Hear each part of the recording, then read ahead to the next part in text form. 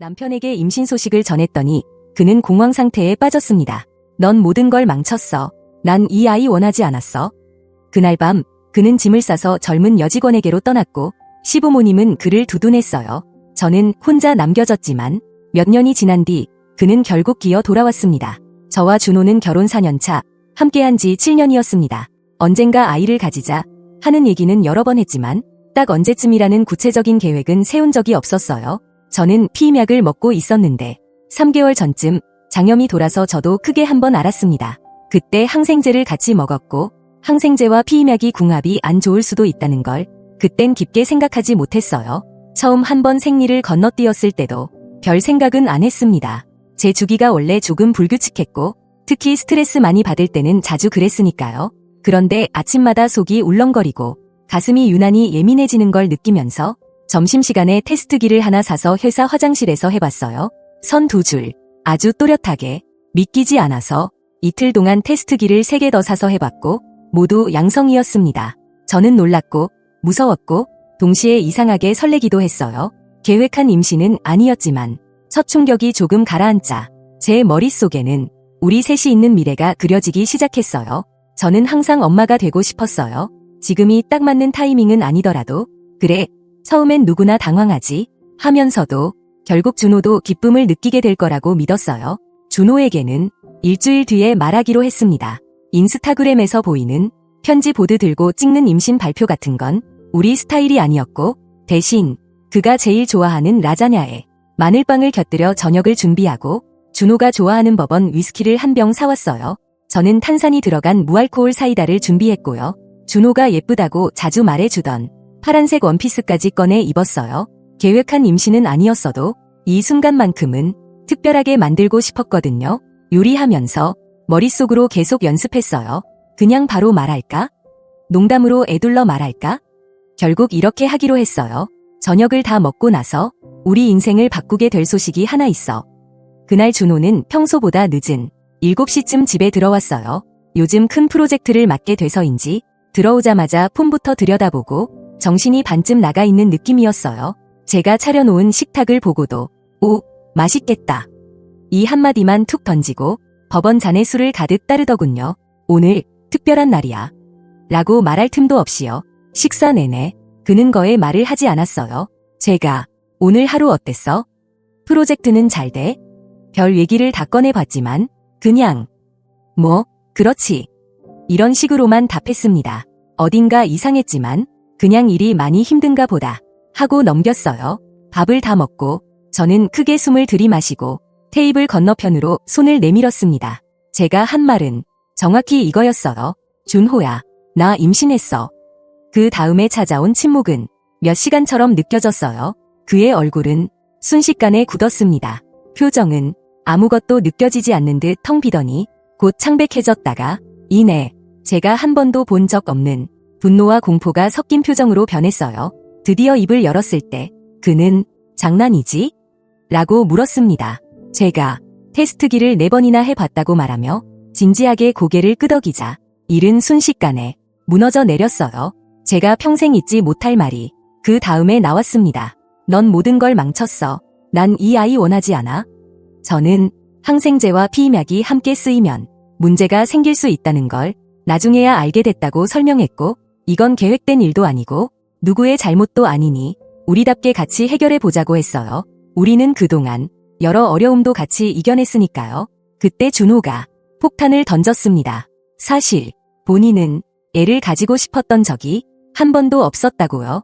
그동안 제가 언젠가라고 말할 때 맞장구 친 건 저를 실망시키고 싶지 않아서 그냥 추상적인 미래 얘기로 넘겼을 뿐이라고 했어요. 저는 물었습니다. 혹시 다른 사람 있어? 그의 반응만 봐도 이미 답은 알고 있었어요. 제가 다그치자 결국 그는 몇 달째 만나는 사람이 있다고 인정했습니다. 회사 동료, 지연, 팀에 새로 들어온 아이디어 좋고 똑똑하다며 몇 번 제게도 이야기했던 그 여자, 저보다 7살 어린 24살. 저는 이 배신감이 채 가시기도 전에 또 다른 장면을 보게 됐어요. 준호가 집안 이곳저곳을 돌아다니며 짐을 싸기 시작한 거예요. 치약 하나, 양말 한 켤레 챙기는 정도가 아니라 큰 캐리어를 꺼내서 옷과 필수품을 차곡차곡 집어넣고 있었어요. 제가 지금 뭐 하는 거냐고 묻자 그는 지연이 집에 당분간 있을 거라고 말했습니다. 제가 진짜 임신 소식 전한 날 그 자리에서 짐 싸서 나가겠다는 거야? 라고 물을 때 그는 눈도 제대로 못 마주치고 그냥 짐만 계속 쌌어요.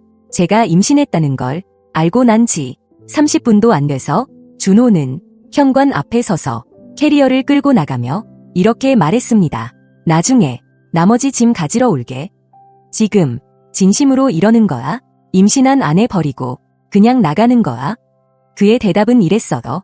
난 아빠가 될 수 없어. 준비가 안 됐어. 저는 말했어요. 누가 준비 다 된 상태에서 부모 되니? 그냥 부딪히면서 배워가는 거지. 하지만 그는 미안해 라고 중얼거렸을 뿐 며칠 뒤에 연락하겠다는 말만 남기고 문을 닫고 나갔습니다.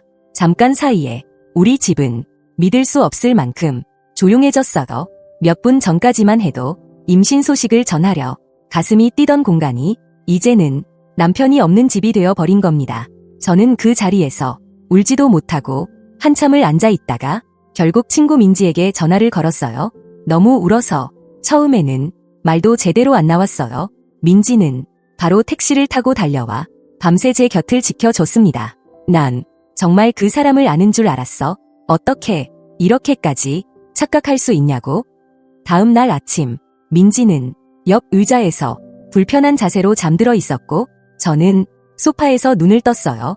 순간 다 꿈이었으면 싶었지만 바로 속에서 몰려오는 메스꺼움이 현실을 다시 떠올리게 했어요. 남편은 떠났고 저는 여전히 임신 중이라는 사실 말이죠. 민지는 제가 겨우 한 입씩이라도 먹을 수 있게 토스트와 차를 만들어 줬습니다. 넌 이제 혼자가 아니야. 배 안에 아기도 있으니까. 그 말에 제 손이 본능적으로 배로 가더라고요. 준호가 어떤 선택을 하든 이 아이는 제 아이였어요. 저는 하루 종일 준호에게 전화를 걸었지만 받지 않았어요. 문자도 보냈어요. 나를 완전히 차단하지는 말아줘. 우리 얘기라도 하자. 그 문자는 읽히지도 않았습니다. 그날 오후쯤 충격보다 분노가 더 커지기 시작했어요. 저는 산부인과에 전화를 걸어 첫 산전 진료 일정을 잡았습니다. 준호가 있든 없든 저는 앞으로 나아갈 거였어요. 그날 저녁 시어머니 미정에게서 전화가 왔어요.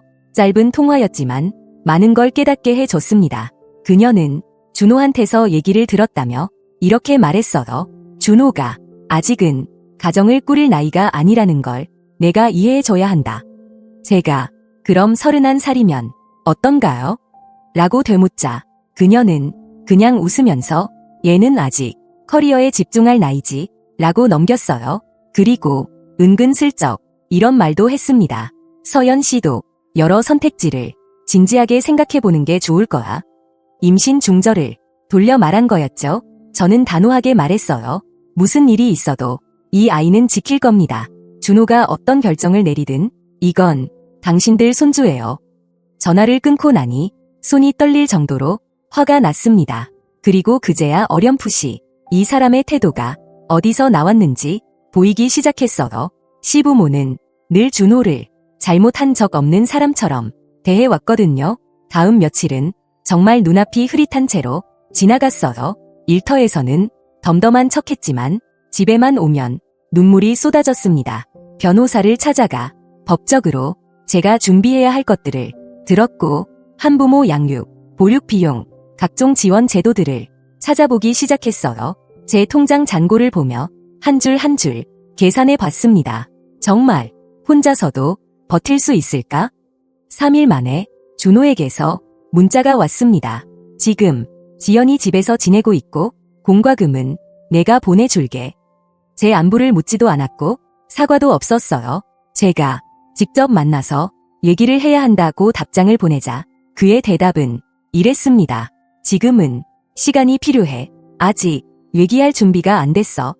일주일이 지났고 또 일주일이 지나갔습니다. 그는 제가 회사에 있는 사이 집에 한번 들러 더 많은 짐을 챙겨갔어요. 주방 카운터 위에 열쇠를 올려두고 메모 한 장을 남겼습니다. 다음 달까지 월세는 내놨어. 변호사랑 상의하고 이혼 위기 곧 하자. 그렇게 끝이었습니다. 처음 산전 진료를 받을 때 저는 혼자였어요. 초음파 기사가 배에 젤을 바르고 기계를 움직이자 모니터에서 작은 점 하나와 함께 규칙적인 소리가 들려왔어요. 후두둑, 후두둑, 작지만 분명한 심장 소리. 그 소리를 듣는 순간 저는 참지 못하고 울음을 터뜨렸어요. 기사는 당연히 기쁨의 눈물이라 생각했겠죠. 하지만 그건 우리가 되었을 뻔한 가족을 떠나보내는 슬픔의 눈물이기도 했어요. 그래도 화면 속 작은 점은 일정에 맞게 잘 자라고 있었고 검사 후 작은 흑백 사진을 하나 건네주더군요. 콩알만 한 형체지만 이미 분명히 제 아이였습니다. 집에 돌아와 그 사진을 냉장고에 붙였어요. 어떤 일이 있어도 이 작은 생명이 저를 필요로 하고 있다는 상기용으로요. 준호가 떠난 지 3주쯤 지나서 시아버지 영호에게서 전화가 왔어요. 적어도 그는 제 안부부터 물었습니다. 그래서 저는 정직하게 말했어요. 젊은 여자에게 가겠다고 임신한 아내를 버리고 간 뒤라 솔직히 별로 좋지는 않네요. 게다가 어머님께서 임신 중절까지 은근히 얘기 꺼내셨고요. 그는 그 말은 그런 뜻이 아니었다고 그냥 준호 커리어가 중요하니까 걱정해서 그런 거다 라고 둘러댔어요. 제 임신은 타이밍이 안 좋은 일이라며 준호가 아버지가 될 준비가 안 돼 있다고 말했죠. 저는 말했습니다. 저도 싱글맘이 될 준비가 돼 있었던 건 아니에요. 그렇다고 도망치진 않잖아요. 어른이라면 예상치 못한 일도 책임지는 법이죠. 그는 경제적으로 도와줄 수 있다며 대신 준호는 커리어에 집중해야 하고 지연이랑도 좋은 인연이다라는 말을 덧붙였습니다. 전화를 끊고 나서야 진짜로 한 가지가 분명해졌어요. 이제 저 혼자라는 것. 준호는 지연을 선택했고 시부모는 준호를 선택했어요. 남은 건 저와 배 안의 아이뿐이었습니다. 그런데 이 깨달음은 이상하게도 머리를 맑게 해줬어요. 더 이상 혹시 돌아오지 않을까? 혹시 마음이 바뀌지 않을까? 기다릴 필요가 없어진 거죠. 이제 저는 이 사람 없이 저와 아이의 삶을 어떻게 꾸려갈지에만 집중하면 됐습니다. 그날 밤 민지에게 전화해 집을 옮기고 싶다고 말했어요. 이 집에는 너무 많은 기억이 남아 있었거든요. 민지는 당장 우리 집으로 와 새 집 구할 때까지 같이 지내자 라며 흔쾌히 제안을 해줬어요. 우리가 함께 꾸몄던 집 안을 한 바퀴 둘러보는데 놀랍게도 희미한 희망 같은 게 느껴졌어요. 다시 합칠 수 있으리라는 희망이 아니라 앞으로의 제 인생, 우리 아이의 인생에 대한 희망이요. 앞으로 얼마나 힘들지 저도 잘 알고 있습니다. 싱글맘, 이혼, 삶을 처음부터 다시 시작하는 일들, 그 어느 것 하나 쉽지 않을 거예요. 그래도 한 가지는 확실합니다. 제 아이는 한 번도 원치 않는 존재라고 느끼게 되진 않을 거예요. 적어도 저만큼은 그렇지 않을 테니까요. 내일부터 변호사와 함께 본격적으로 이혼 준비를 진행할 겁니다. 준호는 그냥 이렇게 가볍게 떠날 수 있다고 생각하겠죠. 두고 볼 겁니다. 지금은 무너져 내린 것처럼 느껴져도 여기서 끝이 아니에요. 아직 아웃된 건 절대 아닙니다. 첫 번째 업데이트. 와, 마지막으로 글을 쓴 지 벌써 1년이 지났네요. 먼저 그때 조언과 응원의 댓글을 남겨주신 모든 분들께 정말 감사하다는 말씀 드리고 싶어요. 전부 다 읽었습니다. 일일이 답장은 못 드렸지만 여러분의 말 한 줄 한 줄이 제게는 캄캄한 시기에 정말 큰 힘이 되었어요. 그 사이 많은 일이 있었어요. 그리고 그 말로도 지금의 상황을 설명하기엔 부족할 정도입니다. 이제 저는 아들을 두고 있어요. 실제로 저만 바라보는 작은 사람이요. 이름은 태호. 8개월입니다. 그 어떤 일들 속에서도 이 아이는 제 인생 최고의 선물이 됐어요. 어제 말도 안 되는 사실을 문득 깨달았어요. 작은 양말을 개키다가 멍하니 서 있었는데 준호는 아직 한 번도 태호를 본 적이 없다. 태어나던 날도, 첫 미소도, 첫 크리스마스도 단 한 번도요. 같은 도시에 살고 차로 30분 거리 안에 있는 사람이 자기 친아들을 완전히 모르는 채 살고 있는 겁니다. 어디서부터 이야기해야 할지 다시 처음으로 돌아가 볼게요. 이혼은 제가 임신 7개월쯤 되었을 때 최종 확정됐어요. 준호는 단 한 번도 이혼 조건에 이의를 제기하지 않았고 변호사 말로는 이렇게까지 아무것도 안 건드리는 건 좀 특이한 케이스래요. 덕분에 절차는 빨리 끝났습니다. 법원에서는 준호 소득을 기준으로 합리적인 양육비를 책정해줬어요. 그래도 숨통은 트였죠. 다만 이 양육비가 꾸준히 들어오는 건 아니라는 게 문제이긴 합니다. 이 얘기는 조금 뒤에 더 할게요.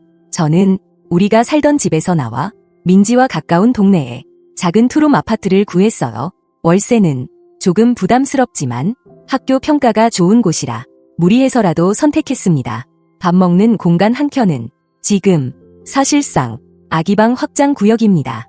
아기 침대, 바운서, 장난감 더미, 거실 전체가 작은 장난감 가게 같아요. 정리의 여왕이 보면 기절할지도 모르겠네요. 태호는 화요일 밤에 태어났어요. 19시간 진통 끝에요. 민지가 분만 파트너가 되어 주었고 제 손을 꼭 잡고 얼음 조각을 입에 넣어주면서 할 수 있어, 할 수 있어 계속 위기해줬어요. 간호사들은 아빠는 어디 있냐고 계속 물었고 저는 설명하는 게 지쳐서 나중에는 그냥 그 사람은 지금 이 그림 안에 없어요. 라고만 말했어요.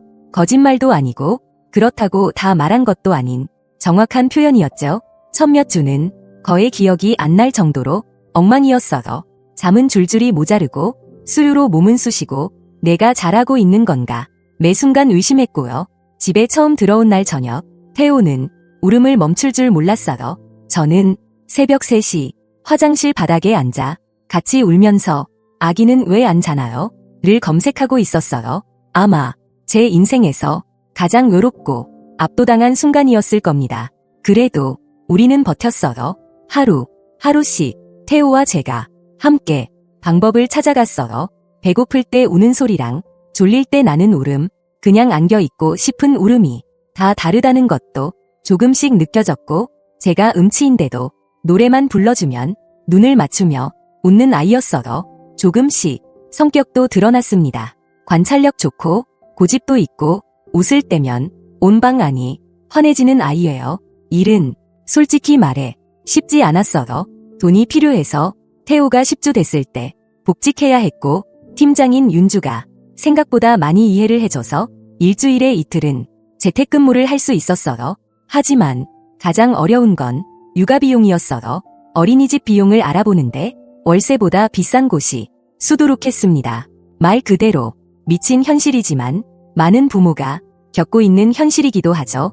그래도 아예 그림을 못 그릴 정도는 아닌 곳을 찾아냈고 그 비용만으로도 제 월급의 상당 부분을 가져가 버렸습니다.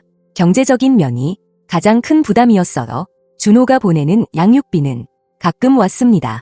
제때 들어오는 달이 드물었고 늦을 때마다 그의 설명은 늘 똑같았어요. 차가 고장나서 갑자기 쓸 데가 생겨서 이직 중이라서 지난달에는 지연이랑 스페인에 가 있었다는 걸 인스타그램 사진으로 먼저 보고 그제야 미안 이번 달은 좀 늦을 것 같아 라는 문자를 받았어요. 인지상으로는 안 좋은 걸 알면서도 저는 한동안 둘의 SNS를 들여다보곤 했어요. 태호가 태어난 지 몇 달쯤 됐을 때 한 번 봤죠. 루프탑바, 해변, 여행 사진들, 지친 기색도, 토한 자국도, 수유 패드도 어디에도 없었어요. 그들 인생에는 밤새 안 자려 버티는 아기나 육아 스트레스 같은 건 존재하지 않는 것처럼 보였죠. 그때 둘 다 불락했습니다. 민지는 그게 정신건강에 제일 좋다고 했고 정말 맞는 말이었어요. 민지는 제 구명줄 같은 존재입니다. 제가 너무 지쳐서 요리할 기운이 없을 때 배달 음식을 사들고 와서 아이를 안아주고 제가 제대로 된 샤워 한 번 하도록 시간을 내줬어요. 그리고 제가 온통 기저귀, 이유식, 수면 퇴행 얘기만 하더라도 한 번도 지겨워하지 않았어요. 심지어 제가 8개월째 임신했을 때 준호 친구들이 다 연락두절한 상태에서도 민지는 작은 베이비 샤워까지 열어줬습니다.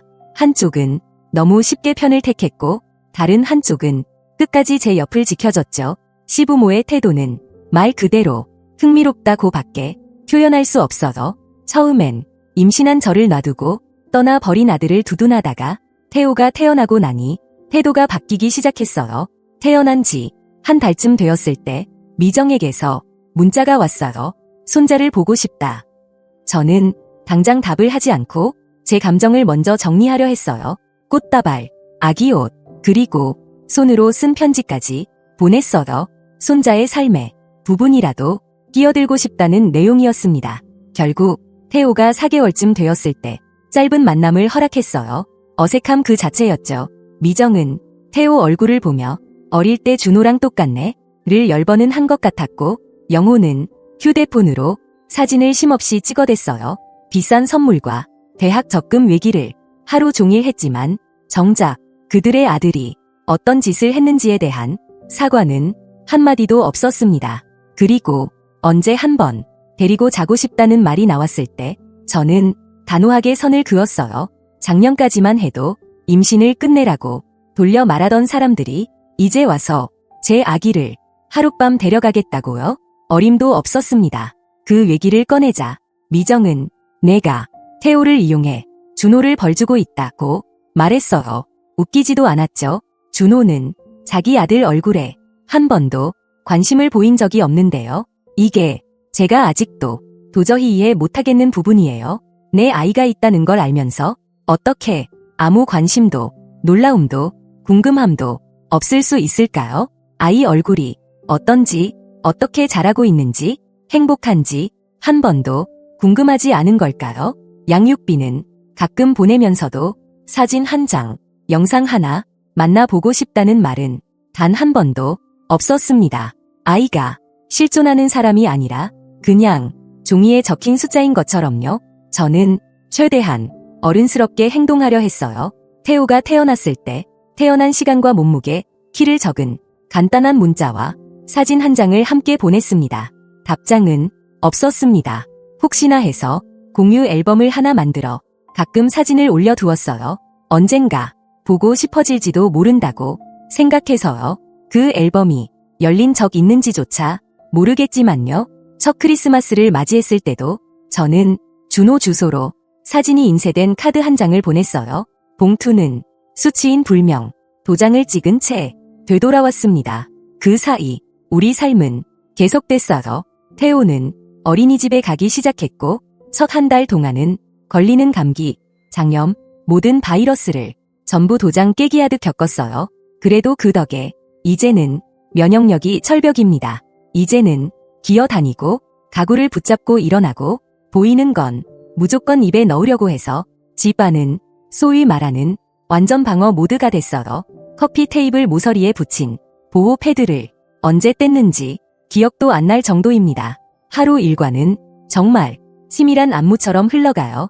새벽 5시 반에 같이 일어나서 아이 깨기 전에 부랴부랴 샤워하고 옷 갈아입고 7시 15분까지 아이 깨워서 밥 먹이고 옷 입혀서 8시 전까지 어린이집에 데려다 주고 5시까지 일하고 5시 반 전에는 무슨 일이 있어도 데리러 가야 해요.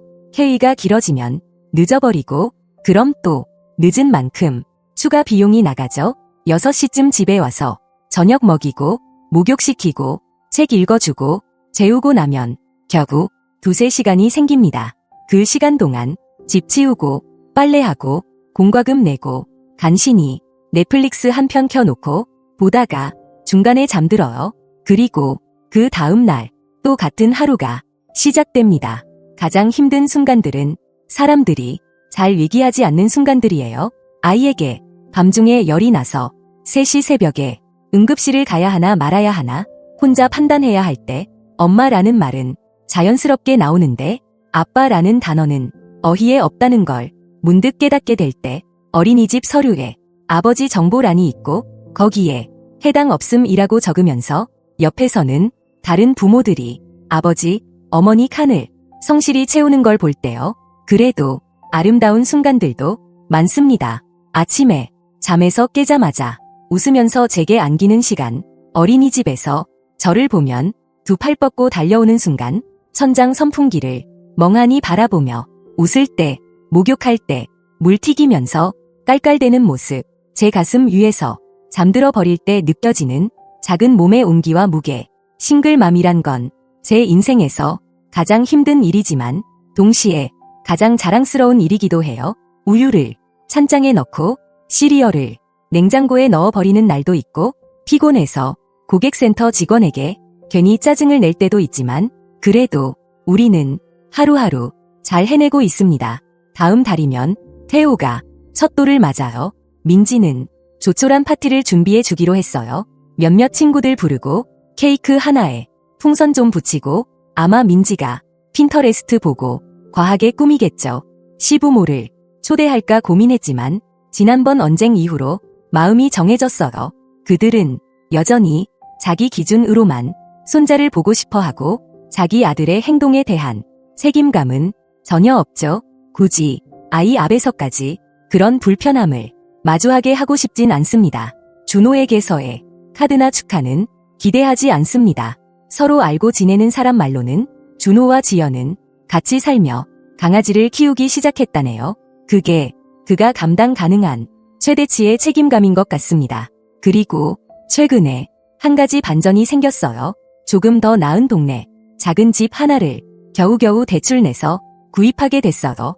화려하진 않지만 마당이 조금 있고 학교도 괜찮고 무엇보다 우리 집이라는 게 너무 중요하게 느껴져요. 계약서에 사인하고 나오는데 폰이 울렸습니다. 미정에게서 온 문자였어요. 한 달 뒤 가족 모임이 있는데 손자도 꼭 같이 왔으면 좋겠다고. 문자에는 준호와 지연이 서로 어깨를 두른 사진이 함께 들어있었어요. 행복해 보이는 두 사람. 그 사진을 한참 동안 가만히 바라보다가 제 안에서 무언가가 툭 하고 떨어져 나갔어요. 분노라기보다는 어쩌면 완전한 분리감이었어요. 저 사람의 인생은 이제 나와 완전히 상관없다 라는 느낌. 지난 1년 동안 저는 준호가 아빠로서의 역할을 하기를 계속 기다려왔습니다. 아이 사진도 보내고 영상도 올려두고 공유 앨범도 만들고 그가 언제라도 보고 싶다면 볼 수 있도록 최대한의 배려를 했어요. 그런데 돌아온 건 아무것도 없었어요. 그래서 이번엔 제가 답장을 보냈습니다. 태호는 가지 않겠습니다. 준호가 아들을 만나고 싶다면 직접 연락할 방법을 이미 알고 있으니까요. 하지만 저는 이제 그 사람을 위해 변명하거나 핑계를 만들어주지 않을 겁니다. 그리고 그 번호를 차단했어요. 혹시 너무했냐고 물으신다면 저는 아니요 라고 답할 겁니다. 저는 준호의 이미지를 지켜줄 의무도 없고 감정을 보호해줄 의무도 없습니다. 혼자 모든 정서적 짐을 지고 그는 아무 책임도 지지 않는 삶을 살게 둘 생각도 없고요. 태호는 자기를 선택해주는 사람들, 자기 삶에 책임감 있게 나타나주는 사람들과 함께 살아가야 합니다. 저는 준호를 그런 사람으로 만들 수 없어요. 그래서 1년이 지난 지금 우리는 세상에 맞서는 엄마와 아들 한 팀입니다. 처음 생각했던 인생은 아니지만 오늘 밤 태호가 자는 얼굴을 보며 이렇게 느꼈어요. 예상했던 가족은 아니지만 이 가족도 충분히 완벽하구나. 앞으로 무슨 일이 있을지는 저도 몰라요. 이혼 판결문에는 나중에 준호가 아이와의 관계를 원할 경우 양육권 문제를 다시 논의할 수 있다는 조항이 들어있긴 합니다. 그때는 참 변호사들이란 싶었는데 표준 문구라고 하더군요.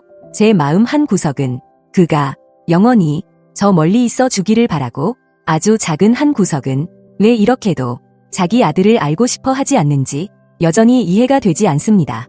하지만 지금 제가 할 수 있는 건 제가 통제할 수 있는 것들 뿐이에요.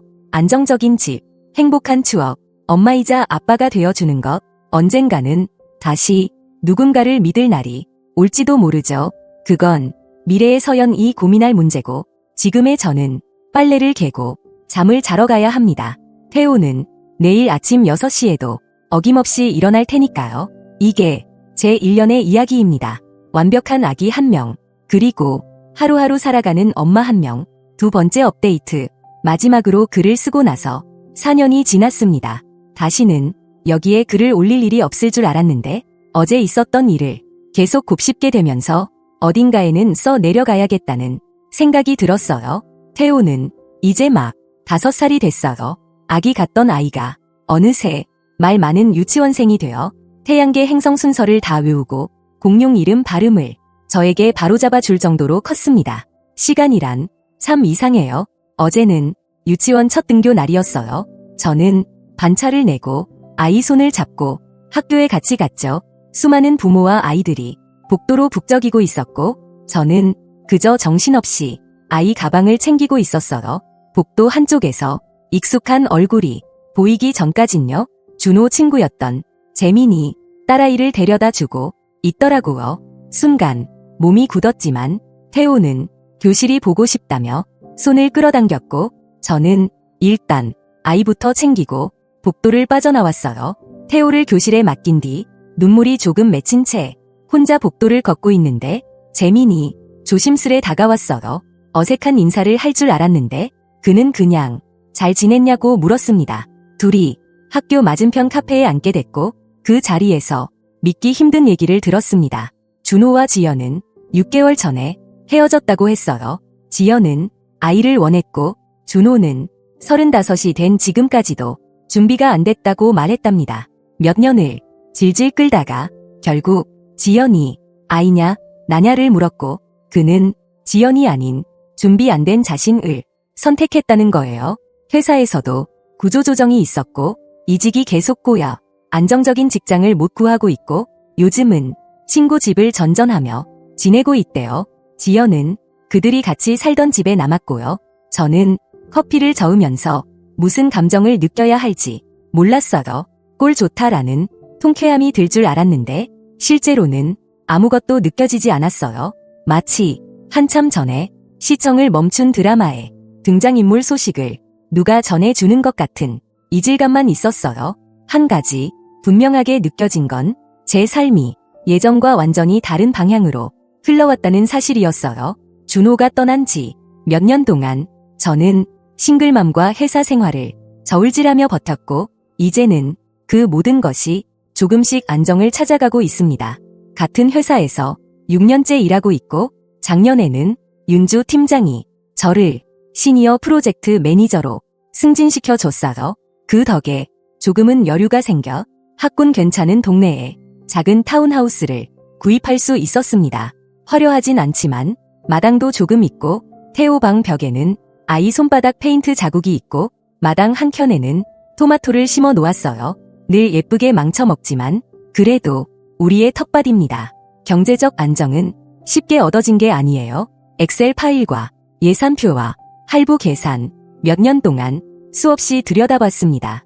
양육비는 점점 줄다가 태호가 3살이 되던 해쯤 아예 끊겼어요. 체불이 너무 많아져서 결국 집행기관에 신고도 했지만 준호는 직장을 계속 옮겨 다녔고 그를 쫓는 일은 끝없는 추격전 같았어요. 어느 순간 전 이렇게 결심했어요. 이 싸움으로 내 정신을 갉아먹느니 차라리 조금 더 아끼면서 아이와 제 마음을 지키는 게 낫다. 머니는 있으면 좋지만 아이 앞에서 늘 분노에 사로잡힌 엄마로 남는 건 싫었거든요. 태호가 왜 나는 아빠가 없어? 라고 묻기 시작한 건 1년 전쯤이었어요. 마트에서 과자 고르다가 툭 튀어나온 질문이었죠. 그 순간을 위해 수많은 글을 읽고 준비했지만 막상 아이의 눈을 마주보니 아무 준비도 된 게 아닌 것 같았습니다. 저는 나이에 맞게 최대한 솔직하게 말했어요. 아빠는 아직 아빠가 될 준비가 안 됐어. 그건 너 탓이 전혀 아니고 너에게는 아무 잘못도 없어. 어른들이 잘못된 선택을 해서 사람들에게 상처를 줄 때가 있는데 엄마는 두 사람 목만큼 너를 사랑하고 싶어. 그때부터 비슷한 질문들은 계속 이어지고 있어요. 다른 아이들이 아빠와 공원에서 노는 걸 볼 때, 학교 행사에서 아빠 참여 활동을 볼 때마다 제 마음은 조금씩 찢어지는 느낌입니다. 그래도 우리는 우리만의 방식을 만들어가고 있어요. 민지는 여전히 제일 좋아하는 이모고 카드 게임을 가르쳐주고 주말마다 영화밤을 열어줘요. 부모님은 한 달에 한 번씩 차를 타고 올라와 손자와 함께 주말을 보내세요. 우리는 준호 없이도 우리만의 마을을 만들었습니다. 그러던 중 전혀 예상 못한 일이 벌어졌어요. 10개월 전쯤 태호 유치원 학부모 모임에서였어요. 웃긴 문구가 적힌 티셔츠를 입은 한 아빠가 눈에 들어왔어요. 난 다투는 게 아니라 내가 옳다는 걸 설명 중일 뿐 이라고 적힌 셔츠였죠. 그의 딸 하린이가 태호 반 친구였고 둘은 어느새 제일 친한 친구가 되어 있었습니다. 그날 하린이가 교실 장난감을 놓고 더 놀래? 라며 울음을 터뜨렸을 때 그 아빠 상우 씨는 놀라울 정도로 차분하게 딸을 달래주었어요. 그 모습을 보면서도 저는 그냥 참 좋은 아빠네 정도로만 생각했어요. 처음에는 아이들 놀이터에서 부모끼리 서로 인사하는 정도였고 그 다음에는 아이들끼리 놀이 약속을 잡으면서 커피를 함께 마시게 되었어요. 학교 공지 놓친 얘기, 아이들 감기 얘기, 그런 위기를 하다 보니 문자가 오가게 됐고 한 번은 축구 수업이 늦게 끝나서 같이 저녁을 먹게 되었고 그 다음에는 그게 가끔 있는 일이 되었습니다. 상우는 모든 것을 서두르지 않는 사람이었어요. 저와 태호가 세트라는 걸 처음부터 알고 있었고 그걸 전제하고 질문을 했습니다. 태호가 우주에 빠져 있다는 얘기를 듣고 다음에 만날 때 별에 관한 그림책을 들고 와준다든지 아이 자전거 안장이 헐거운 걸 슬쩍 보고는 말 없이 툭툭 고쳐준다든지 그런 사소한 친절들이 저를 여러 번 울컥하게 만들었어요. 6개월쯤 지나 상우는 자신 이야기를 꺼냈습니다. 하린이 엄마는 하린이가 돌이 되기 전 암으로 세상을 떠났고 딸을 혼자 키워야 한다는 사실에 얼마나 두려웠는지 집안 곳곳에 엄마 사진을 걸어두고 딸에게 엄마는 이런 사람이었다고 이야기해 왔다고 했어요. 그의 슬픔과 사랑을 숨기지 않고 말하는 모습에 저는 몇 년 동안 어느 누구에게도 해보지 못한 믿음을 조금씩 느끼게 됐습니다. 우리는 7개월째 공식적으로 만나고 있어요. 아이들에게는 아직 특별한 친구라고만 설명했고 두 아이 모두 함께 노는 걸 정말 좋아합니다. 얼마 전 아이들을 재워놓고 마당에서 같이 앉아 있다가 우리는 처음으로 서로의 미래에 대해 진지하게 이야기했어요. 이 관계를 어디까지 가져갈지, 우리 아이들에게 어떤 영향을 줄지 서로의 두려움과 기대를 솔직하게 말했어요. 상우는 함께 나아가고 싶다고 했고 저도 마음이 같았습니다. 천천히 가더라도 오랜만에 다시 누군가와 미래를 상상해 볼 용기가 조금 생겼어요. 그 사이 시부모는 다시 한번 손자 사랑을 꺼내 들었습니다. 오래 연락 없다가 어느 날 갑자기 주말 동안 우리가 좀 봐줄게라는 문자를 보내왔어요. 몇 년 동안 관심을 거의 보이지 않다가 이제 와서 항상 보고 싶었다고 말하니 저는 속으로 다른 이유를 짐작하게 됐어요. 준호가 다시 부모 집으로 들어갔다는 소식이 슬쩍 들려왔거든요. 그들의 갑작스러운 관심이 우연인지는 잘 모르겠어요. 얼마 전 상우가 태호를 데리고 하린이와 함께 낚시를 가자고 했어요. 말 그대로 단순한 주말 나들이 제안인데도 제 목이 툭 막히는 기분이었어요. 태호가 진짜 남자들처럼 낚시 배워본다며 신나 있는 걸 보면서요. 재민에게 준호 소식을 들은 뒤 저는 몇 년 만에 준호 인스타그램을 다시 열어봤어요. 예전에 해외여행, 파티, 술자리 사진들은 사라지고 대신 새로운 시작, 나를 찾는 여정 같은 어설픈 자기개발 문구들이 줄줄이 올라와 있었어요. 몇 킬로미터 떨어진 곳에서 5살 된 아들이 살고 있다는 얘기는 어디에도 없었습니다. 앱을 닫는데 묘하게 마음이 편안했어요. 이미 저와는 다른 시간대에 사는 사람이라는 느낌뿐이었어요. 5년 전 저는 부서지고 겁에 질리고 완전히 혼자라고 느꼈어요. 지금은 제가 자랑스러워하는 일이 있고 우리 집이 있고 날마다 놀라움을 주는 아이가 있고 매일 우리를 선택해주는 사람이 있습니다. 의무감이 아니라 원해서요. 5년 뒤에 저는 처음 예상했던 모습은 아니지만 이제야 내가 있어야 할 자리에 왔구나 라는 생각이 듭니다. 그리고 준호는 자기가 선택한 길을 따라 그 끝에 서 있을 뿐이에요. 더 이상 그에게 분노조차 느끼기 어렵습니다. 그건 이미 오래전에 벗어나온 다른 타임라인 같아요. 세 번째 업데이트. 지난 토요일은 평소와 다름없는 하루처럼 시작됐어요. 아침 팬케이크를 먹이고 부랴부랴 유소년 축구 경기를 보러 나갔습니다. 비가 조금 와서 상우랑 저는 같이 우산을 쓰고 블루 라이트닝 팀을 응원하고 있었어요. 그러다 상우가 제 옆구리를 살짝 찔렀어요. 저기 저 사람, 아는 사람이야. 멀리 축구장 반대편, 선수들을 지켜보고 있는 남자 하나, 몇 년 동안 한 번도 본 적 없던 제 전 남편 준호였습니다. 아무런 연락도 없이, 아무런 예고도 없이 그냥 축구장 한쪽에 서서 우리 아들의 경기를 보고 있었어요. 전반이 끝나고 태호가 물 마시러 저희 쪽으로 달려왔습니다. 엄마, 나 아까 수비하다가 공 막은 거 봤어? 아이의 신난 얼굴 뒤로 준호가 이쪽으로 걸어오고 있었어요. 태호는 그를 힐끔 보더니 저에게 물었습니다. 저 아저씨 누구야? 제가 대답할 틈도 없이 준호가 눈앞에 서 있었습니다. 많이 컸네. 그는 어색하게 웃으며 말했어요. 저는 태호를 팀 쪽으로 돌려보내고 준호와 마주 섰습니다. 그는 어머니 미정이 축구 일정 얘기를 해줬다고 고백했습니다.